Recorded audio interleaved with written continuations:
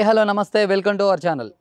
ఇప్పటివరకైతే మనం second hand bike showroom చూసాం, second hand car showroom చూసాం, ఇలా చాలా రకాల సెకండ్ హ్యాండ్ వెహికల్స్ అన్నీ చూసాం. ఫర్ ద ఫస్ట్ టైం ఈసారి అయితే మనం second hand lorries, second hand Poclains, తర్వాత సెకండ్ హ్యాండ్ ఏసీలు, ఇలా ట్రాన్స్పోర్ట్కి సంబంధించినటువంటి మినీ నుంచి పెద్ద వాహనాల వరకు ఇక్కడైతే మనం చూసుకున్నాం. ప్రజెంట్ మనం ఎల్బీ నగర్ దగ్గరలోని ఆటో నగర్ దగ్గర ఉన్నాం. ఆటో నగర్ దగ్గర శ్రీ తాజ్ బాబా డైమండ్ ఆటో కన్సల్టెన్సీ దగ్గర అయితే ఉన్నాం. సో ఇక్కడైతే చిన్న ట్రాన్స్పోర్ట్ నుంచి పెద్ద ట్రాన్స్పోర్ట్ వరకు అన్ని వెహికల్స్ అవైలబుల్ విత్ ఫైనాన్స్తో సహా. సో ఇక్కడైతే ఏ వెహికల్స్ ఉన్నాయి, వాటి ఫైనాన్స్ ఏంటి, వాటి విశిష్టతలు ఏంటి అని చెప్పేసి మనకైతే ఈరోజు వెహికల్ గురించి ఎక్స్ప్లెయిన్ చేయడానికి ఆసిఫ్ ఖాన్ గారు అయితే ఉన్నారు. సో మనం లేట్ చేయకుండా మరిన్ని వివరాలన్నీ ఆయన మాటలోనే తెలుసుకుందాం. నాతో పాటు వచ్చేయండి. సో ఇప్పుడైతే మనం ఎల్బీ నగర్లోని ఆటో నగర్ దగ్గర శ్రీ తాజ్ బాబా డైమండ్ ఆటో కన్సల్టెన్సీ ఫౌండర్ అయినటువంటి ఓనర్ ఆసిఫ్ ఖాన్ గారి దగ్గర అయితే ఉన్నాం. సో అసలు ఇది ఎలా స్టార్ట్ అయింది, ఇక్కడ ఏమేమి రకాల వెహికల్స్ ఉంటాయని చెప్పేసి ఆయన మాటలోనే తెలుసుకుందాం. ఇప్పటి వరకు అయితే మనం second hand bikes, second hand car, ఇలా రకరకాల సెకండ్ హ్యాండ్ షోరూమ్ చూసామండి. నాకు తెలిసి నేనైతే ఫస్ట్ టైం అనమాట సెకండ్ హ్యాండ్ లారీలు, ప్రొక్లైన్స్, టాటా మ్యాజిక్స్, ఇలా రకరకాల వెహికల్స్ అయితే మీ దగ్గర ఉన్నాయని చెప్పేసి అన్నారు. సో అసలు ఎలా స్టార్ట్ చేశారు? నేను కరీంనగర్లో, మా సొంత ఊరు కరీంనగర్.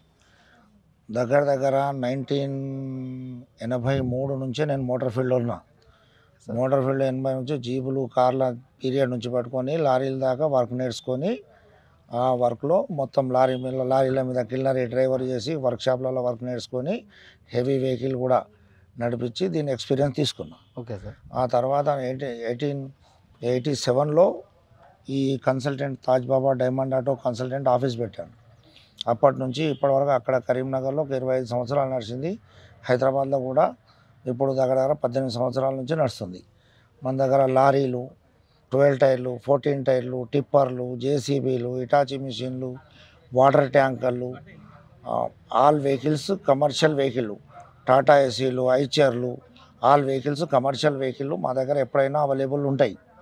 ఎప్పుడైనా కొనేవాళ్ళు, అమ్మేవాళ్ళు మన దగ్గరకు వస్తారు. ఫైనాన్స్ కూడా మనం అవైలబుల్లో పెడతాం. ఫైనాన్సులు కూడా 80 నుంచి 90% ప్రైవేట్ లిమిటెడ్ బ్యాంకులు మన దగ్గర ఫైనాన్సులు చేస్తే మనం ఫైనాన్సులు చేపిస్తాం. కస్టమర్స్ అన్నారు ఎప్పుడు మన దగ్గర ఉంటాయి. ఒకరోజు వెహికల్స్ లేకుండా ఒకరోజు 2 రోజుల పూట మళ్ళీ ఆల్ డీలర్స్, మొత్తం డీలర్స్ ఎవరెవరైతే ఉంటారో హైదరాబాద్లో ఆ డీలర్స్ వెహికల్స్ అన్ని మా దగ్గర పార్కింగ్ సేల్లో పెడతారు. బయటకు వెళ్ళి కూడా వచ్చిన వెహికల్స్ కూడా ఏమైనా పార్కింగ్లో ఉంటే బయటకు వెళ్ళి కూడా కమిషన్ బేస్ మీద అవి కూడా సేల్ చేసి ఇస్తాం. Okay sir. సార్ మామూలుగా అసలు మన ఎన్ని బ్రాంచ్లు ఉన్నాయి సార్? ఇప్పుడైతే ఇది హైదరాబాద్లో టాప్ ఇది ఒక్కటే ఉంటుంది. వెహికల్స్ అన్నీ శంషాబాద్ ఎయిర్పోర్ట్, ఆటో నగర్లో కూడా ఉంటాయి. ఆర్ఎంగఢ్ చౌరస్తాలో పార్కింగ్లో ఉంటాయి. ఇక్కడ మన హైదరాబాద్ ఎల్బీ నగర్ ఆటో నగర్లో కూడా పార్కింగ్లో ఉంటాయి. ఇంకా చిన్న చిన్న పనులు డీలర్స్ దగ్గర అవన్నీ ఆన్లైన్లో నా దగ్గరనే ఉంటాయి. జస్ట్ డైల్ ఉంటుంది, యూట్యూబ్లో ఉంటాయి.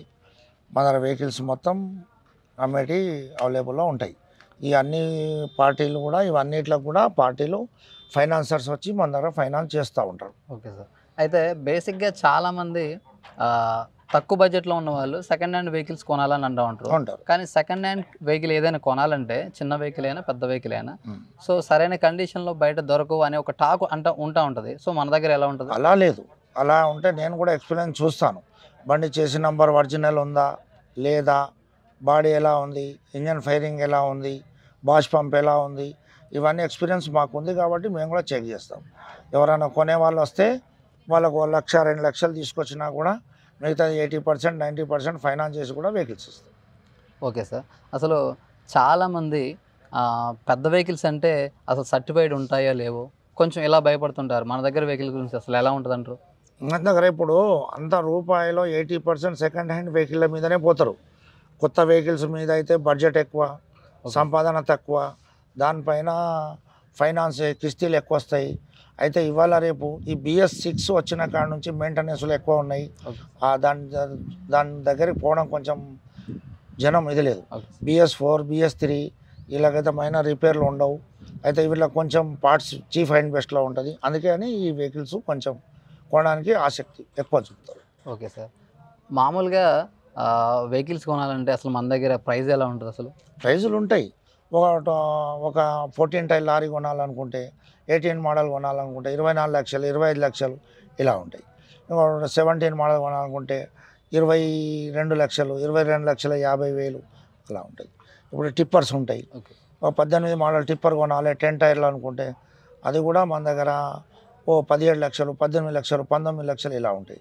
12 టైర్ల కొనాలనుకుంటే 12 టైర్ వెహికల్స్ ఒకవేళ 19 మోడల్ కొనాలనుకుంటే 27, 28, 25 ఈ ల్యాక్స్ వరకు ఈ వెహికల్స్ ఉంటాయి. Okay sir. అండ్ ఇంకోటి వచ్చేసి మన దగ్గర ఇలాంటి మినీ ట్రాన్స్పోర్ట్ పెద్ద ట్రాన్స్పోర్ట్ ఉన్నాయి. అలా తర్వాత ప్రొక్లైన్లు కూడా ఉన్నాయన్నారు. ఉంటాయి, సో అదే జేసీబీలు ఉంటాయి, ఇటాచి మిషన్లు ఉంటాయి, హైవా బండ్లు అవి కూడా ఉంటాయి. ఏ వెహికల్స్ అయినా ఒక ప్లేన్ ట్రైన్ తప్పించి అన్ని బల్కర్స్ కూడా ఉంటాయి. అన్ని వెహికల్స్ ఇవ్వచ్చు, కొంచెం టైం వెనక ముందు, కానీ అన్ని వెహికల్స్ అమ్మే వాళ్ళు ఉంటారు, కొనేవాళ్ళు ఉంటారు. Okay sir. అసలు నిజంగా ప్రొక్లైన్స్ జేసీబీలు అంటే వాటి కాస్ట్ కొంచెం హెవీగానే ఉంటుంది సార్. వాటి కాస్ట్ ఎలా ఉంటుంది అంటే 19 మోడల్ అయితే 35 లక్షలు ఉంటుంది, 36 లక్షలు ఉంటుంది. జేసీబీలు అయితే 3DXల టైర్ వెహికల్ అయితే మీకు 17 మోడల్ అయితే 18 లక్షలు ఉంటుంది, 18,50 ఉంటుంది. బండిని పట్టుకొని ఉంటాయి, టైర్ కండిషన్ పట్టుకొని, బండిని పట్టుకొని, ఇన్సూరెన్స్ పట్టుకొని, డాక్యుమెంట్స్ పట్టుకొని, అవి పట్టుకొని ఉంటాయి. అండ్ మన దగ్గర కొనడం అమ్మడమేనా కేవలం, లేదంటే సర్వీస్ ఏమన్నా? సర్వీస్ ఏముంటుంది. వెహికల్ కొని ఫైనాన్స్ చేయించి 90%, 80% ఫైనాన్స్ చేయించి అప్పచెప్పడమే. ఆ డాక్యుమెంట్స్ కూడా క్లియర్ ఉంటాయి మనకు.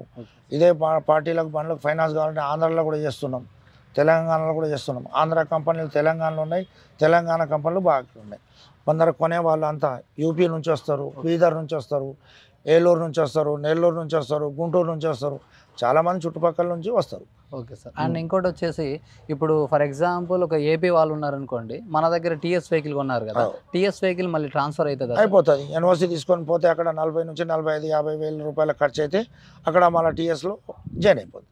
Okay sir. అసలు టోటల్గా మన దగ్గర అసలు వెహికల్స్ ఎన్ని ఉంటాయి సార్ మామూలుగా? ఎప్పుడూ అన్ని చుట్టుపక్కల అన్ని మనం పెట్టిన పార్కింగ్లలో మొత్తం తీసుకుంటే ఒక 50-100 దాకా ఉంటాయి. ఓకే. అన్ని టైపులు ఉంటాయి, కొనే వాళ్ళ దగ్గర బలం కావాలి. Okay sir. అంటే మినీ ట్రాన్స్పోర్ట్ కానీ పెద్ద ట్రాన్స్పోర్ట్ కానీ ఎప్పుడైనా వెహికల్ కావాలంటే ఉంటాయి, మీ దగ్గర కావచ్చు అంటారు? మా దగ్గర ఉంటాయి. అన్ని కాయిదాలు అన్నీ క్లియర్ ఉంటాయి, డాక్యుమెంట్స్ అన్నీ క్లియర్ ఉంటాయి. ఇక్కడ మహారాష్ట్ర వాళ్ళు కూడా వస్తారు, పూనా వాళ్ళు కూడా వస్తారు, బస్సులు కూడా ఉంటాయి, ఆర్టీసీ బస్సులు ఉంటాయి, స్కూల్ బస్సులు ఉంటాయి. అన్ని వెహికల్ కమర్షియల్ కావాలన్న వాళ్ళకి అన్నీ ఇవ్వచ్చు, ఏది దొరకదు అన్నట్టు లేదు, ఉంటాయి వెహికల్స్. తర్వాత ఇప్పుడు మనకు బయట చూసుకున్నట్లయితే సెకండ్ హ్యాండ్ వెహికల్స్ కూడా కొన్ని చోట్ల 0 డౌన్ పేమెంట్ తోటి ఇలా వెహికల్స్ 0 డౌన్ పేమెంట్ తోటి ఉండదు. ఒక 20 లక్షల బండి కొనామంటే 2 లక్షలు 3 లక్షలు మనమే ఉండాలి. ఓకే. ఉంటేనే అప్పుడు ఫైనాన్స్ అవుతుంది. అది అలా ఉండదు. ఇక అదంటే కొత్త బండ్లు కొని 0 డౌన్ పేమెంట్లో అంటే దాంట్లో అంటే వాళ్ళు ల్యాండ్లు మాడిగేజ్ చేసుకోవడం, బిల్డింగ్లు మాడిగేజ్ చేసుకోవడం, ఆ పరిస్థితి మన దగ్గర ఉండదు. దీనికి లింక్ పెట్టుకోవడం ఇలా ఉండదు. ఏ బండి కొంటామో దానికే ఫైనాన్స్, దానికి ఇది అయిపోతుంది. Okay sir. అండ్ ఇంకోటి వచ్చేసి ఫర్ ఎగ్జాంపుల్ మన దగ్గర ఎవరైనా ఒకళ్ళు వచ్చేసి కస్టమర్ వెహికల్ తీసుకున్నారనుకోండి, సో దానికి సంబంధించిన ఏదైనా సంథింగ్ ప్రాబ్లం ఉందనుకోండి, దానికి ఎలా మీరు గ్యారంటీ ఇస్తారు? ప్రాబ్లం ఏముంటుంది, వాళ్ళు వచ్చుతారు, స్టార్ట్ చేస్తారు, చూసుకుంటారు, వెహికల్ అంతా ట్రయల్ చూసుకుంటారు, డ్రైవర్ని పట్టుకొచ్చుకుంటారు. ఎవరు లేకున్నా కూడా వాళ్ళు కూడా వస్తారు, వాళ్ళకు కూడా అనుభవం ఉంటుంది కదా. Okay sir. అండ్ వచ్చేసి ఇప్పుడు బయట చూసుకున్నట్లయితే ఏదైనా సెకండ్ హ్యాండ్ వీటికి ఒక 1 year 6 నెలలు ఇలా గ్యారంటీ ఉంది. సంథింగ్ ఏదన్నా ఇంజిన్లో ప్రాబ్లం వచ్చినా, ఇంకేదన్నా బేసిక్ ప్రాబ్లమ్స్ ఏదైనా వచ్చినా చేస్తాం. అలాగా ఉండే వెహికల్స్ అయితే ఉండవు. బండ్లు చూసినప్పుడే వాళ్ళు టెస్ట్ డ్రైవింగ్ చేసుకునే తీసుకుంటారు. ఇక అలా కూర్చుండే బండి ఏమి ఉండదు. 6 నెలలు సంవత్సరం నడిపించిన దానిపైన మెయింటెనెన్స్ పైన కూడా ఉంటుంది. డ్రైవర్ మంచిగా ఆయిల్ టు ఆయిల్ చేంజ్ చేసి బండిని మంచిగా మెయింటైన్ చేస్తే మంచిగా ఉంటుంది. ఏం నీళ్ళు లేక అది లేక కూలెంట్ లేక కొడితే అది కూడా అవుట్ అయిపోతుంది. ఏముంటుంది దాంట్లో? అంటే ఎక్కువ శాతం సమ్మర్లో వచ్చేసేసి కొంచెం వెహికల్స్ ఫైర్ అవ్వడం అలాంటివి జరుగుతాయి. ఇలాంటి పరిస్థితుల్లో మనం ఇలా లాంగ్ తిరిగే వాళ్ళు డ్రైవర్లు అంతా మొత్తం ఆయిల్ చేంజ్ నుంచి పట్టుకొని మొత్తం బండ్లు మొత్తం చెక్ చేయించుకొని పట్టుకెళ్తారు, తీసేసుకుంటారు. బండి కొన్నాక వర్క్షాప్ తీసుకెళ్తారు, ఆయిల్ చెక్ చేసుకుంటారు, అవి ఇవి అన్నీ చూసుకొని వెళ్తారు వాళ్ళు. అలా ఏముండవు. Okay sir. ఫర్దర్గా ఎవరైనా ఒక సామాన్య లారీ డ్రైవరు కొద్ది గొప్ప డబ్బులు పోగు చేసుకొని మీరు అన్నట్టే ఫైనాన్స్లో వెహికల్ తీసుకుంటాడు కదా, సో తీసుకున్న తర్వాత ఫర్దర్గా మీరు అతనికి ఏమైనా సపోర్ట్ ఇస్తారా? ఇస్తాం, అదే చూస్తాం. ఆయనకు ఎంత ఫైనాన్స్ అవుతుంది, ఆయన సివిల్ ఎట్లా ఉంది, ఆయన డౌన్ పేమెంట్ ఎంత ఉంది, దాంట్లో మళ్ళీ ఈయనకు పండుగ పెట్టుకున్నంత ఫైనాన్స్ వస్తుందా లేదా. 2 లక్షలు 3 లక్షలు తెస్తే బండి ఆయన చేతికి వచ్చేస్తుంది ఫైనాన్స్ అయిపోయిన తర్వాత. సో తర్వాత మన దగ్గర ఇప్పుడు ఏమన్నా ఫెస్టివల్స్ ఉంటాయి సార్, ఫెస్టివల్కి ఏమన్నా వెహికల్స్ మన దగ్గర ఆఫర్స్ ఏమైనా దొరుకుతాయి? ఆఫర్స్ ఏమి ఉండవులేండి. మేము వచ్చిన వాళ్ళకు నీట్గా రేట్ తోటి ఇస్తే అదే ఆఫర్ మాకు. అంతే మార్జిన్లు పెట్టకుండా కమిషన్ తీసుకొని పాయింట్ టు పాయింట్ ఇచ్చేసి ఓనర్ టు ఓనర్ బిజినెస్ ఉంటుంది, అలా ఇచ్చేస్తాం. అదే. Okay sir, thank you so much. JCB చూద్దామని వచ్చాను సార్. జేసీబీ చూపిస్తా. జేసీబీ 3DX కావాలా, 3DX చైన్ బండి కావాలా, ఇప్పుడు ఇదా 3DX 3DX ఏ మోడల్ కావాలి మీకు? 17 18 ఉంటే 17 18 దొరుకుతుంది. ఎక్కడి నుంచి వచ్చారు మీరు? నేను కర్ణాటక నుంచి వచ్చాను, కర్ణాటక ఎక్కడ? అహ్మదాబాద్ నుంచి. అమ్నాబాద్ నుంచి. ఓకే. అటు అన్ని బండ్లు మన దగ్గరికి వెళ్ళి పోతాయి, టిప్పర్లు అవి ఇవి, ఏం బాధ లేదు, బండి దొరుకుతుంది. ఒక 5-10 మినిట్స్ లోపల చూపిస్తాం. ఓకే. మనకి 10,000 లీటర్ వాటర్ ట్యాంకర్ కావాలండి. వాటర్ ట్యాంకర్ అంటే మీకు 10,000 లీటర్లు ఏమైనా మోడల్ బండ్లు కావాలన్నా, తక్కువ మోడల్ కావాలా? మోడల్ బండి ఉన్నా ఓకే. 22 మోడల్ 15-12 వెహికల్ ఉంటుంది. 12 KL ఓకే బండి ఉంటుంది. 16,80,000 రేట్ ఉంటుంది. 2010 మోడల్ ఉన్నాయండి.